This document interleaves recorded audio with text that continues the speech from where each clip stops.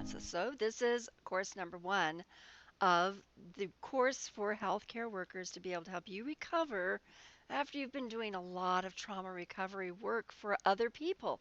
In other words, you have had patients that are seeing horrible situations that you've worked very hard to assist them through. And maybe a lot of patients, an overwhelming number of serious circumstances that have left you feeling very depleted, very overwhelmed, very not yourself, very out of it, very, oh, just, in other words, you've been traumatized by the work you've been doing with other people, other patients. And now it's your turn.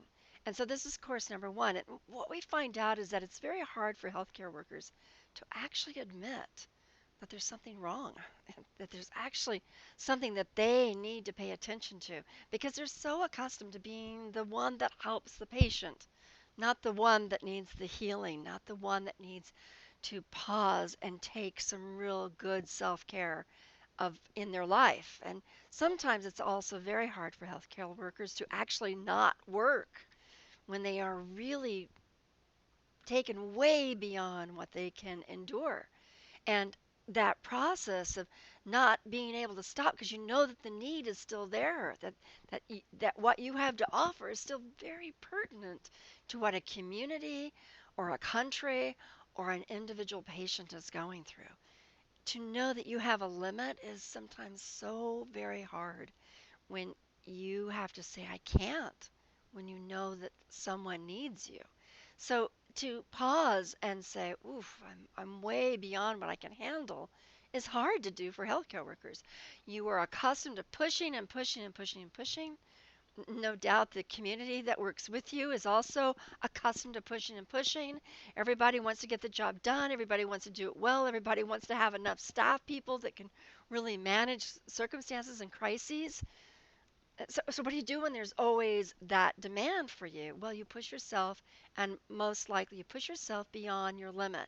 And what I mean by that is you push yourself beyond your own ability to be able to navigate stress without it being imposed on your physical well-being or on your mental health, on your emotional stability, and on your own spirit, your own soulful engagement in life. And then we come into that you push yourself so much that your friends and your family, your kids, your partner, they don't even know who you are. They don't get enough time with you. And those relationships begin to fragment as well. So you push yourself beyond you and you push yourself beyond what your relationships can stand or endure. You push yourself beyond what your body really can take without having ramifications. You push and you push and you push yourself because you care, because you really, really care. And now we want you to care for yourself. So it's very difficult for a healthcare worker to pause and say, I can't. I need to recover. I need to recover. And after I return from recovery, I will be refreshed and ready to go again, at least in a lot of aspects of my life. But I can't do this. I need to repair and recover. It's very, very difficult to come to that point. So these courses in this particular section are all about you being able to do that without feeling guilty, without feeling shame, and maybe you feel sadness about it, but being able to move through the sadness into realizing you matter so very much. And you'll be able to give a whole lot more of yourself if you keep yourself intact. Okay, so that's lesson number one. Do the written exercises. One, we just collect a little bit of knowledge. Secondly, we do some self reflection and just take a moment to listen to those audios. Then go on to the second class of this unit, and we will explore deeper into how traumatized you actually are. Thanks. Bye.